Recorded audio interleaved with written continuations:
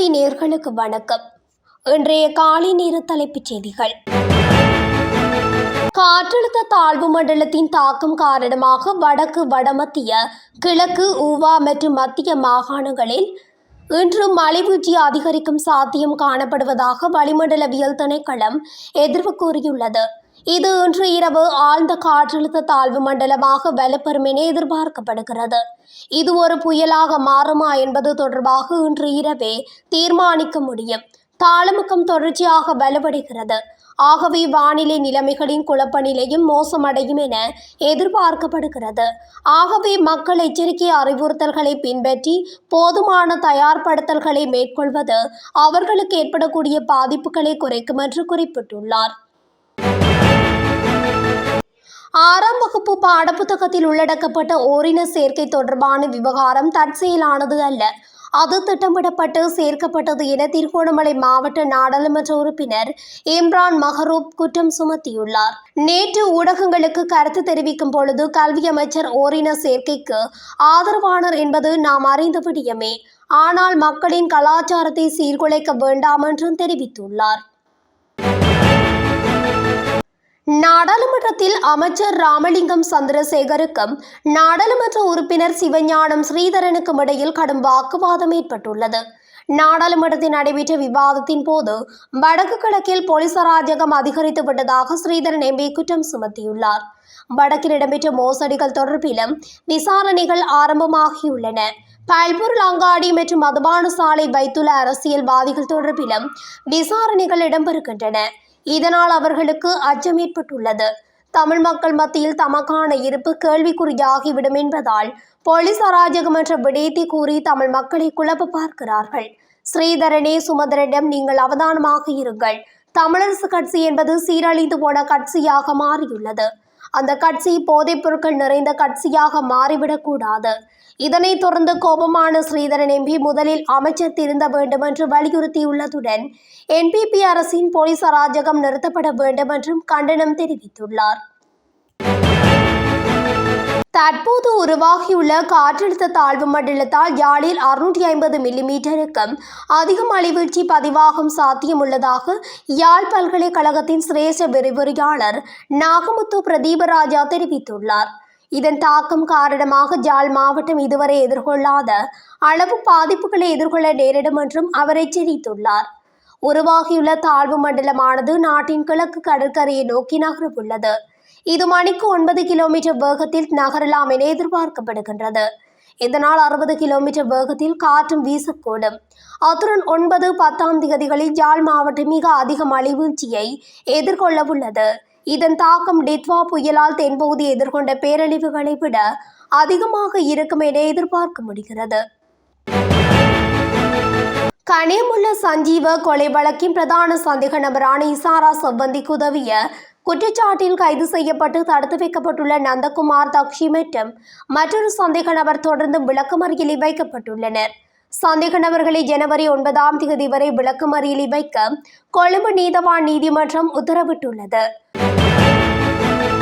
மட்டக்களப்பு மாவட்டத்தில் மீண்டும் கடல் கொந்தளிப்பு ஏற்பட்டுள்ளதால் கடற்தொழிலாளர்களை கடலுக்கு செல்ல வேண்டாம் என வானிலை அவதான நிலையம் அறிவித்துள்ளது. கடுமையான கடல் சீற்றம் காரணமாக கடல் பிரதேசம் பேரிரைச்சலுடன் காணப்படுகின்றது. கடல் கொந்தளிப்பு காரணமாக கடற்தொழிலாளர்கள் தொழில் நடவடிக்கைகளில் ஈடுபடாமையினால் வாழ்வாதாரத்தை இழந்து நிர்கதியான நிலைக்கு தள்ளப்பட்டுள்ளதாகவும் தெரிவிக்கப்பட்டுள்ளது. டிட்வா சூறாவளி காரணமாக பாதிக்கப்பட்ட பிரதேசங்களில் மக்களின் வாழ்க்கை இயல்பு நிலைக்கு கொண்டு வருவதற்காக முன்மொழியப்பட்ட வலுவூட்டல் திட்டத்தில் குறிப்பிடப்பட்டுள்ள வீட்டு சேதங்களுக்கான கொடுப்பனவு வழங்கும் வேலை திட்டத்தை மிகவும் வினைத்திறனாகவும் பயனுள்ளதாகவும் செயல்படுத்துவதற்கான அறிவுறுத்தல்கள் மற்றும் விளக்கங்களை வழங்குவதற்காக வழிகாட்டி ஒன்று வெளியிடப்பட்டுள்ளது. சந்தையில் செயற்கையான தட்டுப்பாட்டை உருவாக்கி அரிசியை பதுக்கி வைத்திருந்த வர்த்தகர்களை இலக்கு வைத்து நுகர்வோர் விவகார அதிகார சபை சோதனை நடவடிக்கைகளை முன்னெடுத்துள்ளது.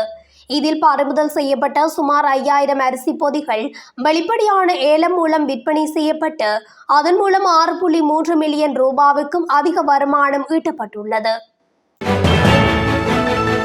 நாட்டில் நிலவும் சீரற்ற காலநிலை காரணமாக மகாவலி ஆறு பெருக்கெடுத்து வரலாற்று சிறப்புமிக்க சோமாவதிய புனித பூமிக்கு செல்லும் வீதி நீரில் மூழ்கியுள்ளது. இதனால் சோமாவதிய வீதி உடனான போக்குவரத்து நடவடிக்கைகள் இடைநிறுத்தப்பட்டுள்ளன. மகாவலி ஆற்றின் நேரேந்து பகுதிகளில் பெய்து வரும் கனமழை காரணமாக ஆற்று நீர்மட்டம் அதிகரித்துள்ளது. சோமாவதிய சுங்காவில பிரதான வீதியானது திக்கல பகுதியில் சுமார் 2 அடி உயரத்துக்கு நீரில் மூழ்கியுள்ளதாக தெரிவிக்கப்படுகிறது. இலங்கை கடற்பரப்பான நெடுந்தீவு மற்றும் காரைநகர் கடற்பரப்புகளில் எல்லை தாண்டி மீன்பிடியில் ஈடுபட்ட குற்றச்சாட்டில் கடற்படையினரால் கைது செய்யப்பட்ட 23 மீனவர்களையும் எதிர்வரும் 21ஆம் தேதி வரை விளக்கமறியலில் வைக்குமாறு ஊர்காவல்துறை நீதிமன்றம் நீதவான் உத்தரவு பிறப்பித்துள்ளார். நுவரெலியா கிரகிரி ஏரியில் தரையிறங்க தயாராக இருந்த நீர் விமானம் ஒன்று ஏரிக்குள் வீழ்ந்து விபத்துக்குள்ளாகியுள்ளது. இந்த விபத்து நேற்று நண்பகல் இடம்பெற்றுள்ளது. தரையிறங்கும் போது வீசிய பலத்த காற்று காரணமாக விமானம் கட்டுப்பாட்டை இழந்து விபத்துக்குள்ளானதாக காவல்துறை ஊடக பேச்சாளர் தெரிவித்துள்ளார். விபத்தின் போது விமானத்தில் 2 விமானிகள் மாத்திரமே இருந்துள்ளனர். காயமடைந்த 2 விமானிகளும் மீட்கப்பட்டு மருத்துவமனையில் அனுமதிக்கப்பட்டுள்ளனர். 2026ஆம் ஆண்டின் முதல் 4 நாட்களில் 33,076 சுற்றுலா பயணிகள் நாட்டுக்கு வருகை தந்துள்ளதாக இலங்கை சுற்றுலா அபிவிருத்தி அதிகார சபை தெரிவித்துள்ளது. டிட்வா புயலினால் ஏற்பட்ட மண்சரிவு காரணமாக சேதமடைந்த மக கிடிதம்ப பகுதி இலங்கை இராணுவத்தினரால் முழுமையாக புனரமைக்கப்பட்டுள்ளது. புயலினால் பாதிக்கப்பட்ட ஹட்டன் சிவனொளி பாதமலை பாதை இலங்கை இராணுவத்தினர் முழுமையாக திருத்தியமைத்து சிவனொளி பாதமலை யாத்ரிகர்களுக்காக மீண்டும் திறந்து வைத்துள்ளனர். ஸ்ரீ பாதஸ்தனாதிபதி பெங்கமுவே ஸ்ரீ தம்மதின்ன நாயக்க தேரர் இராணுவ தளபதியிடம் விடுத்த வேண்டுகோளுக்கிணங்க யாத்ரிகர்கள் பாதுகாப்பாக பயணிக்கக்கூடிய வகையில் இராணுவ படையினர் இப்பாதையை வளமைக்கு கொண்டு வந்துள்ளனர்.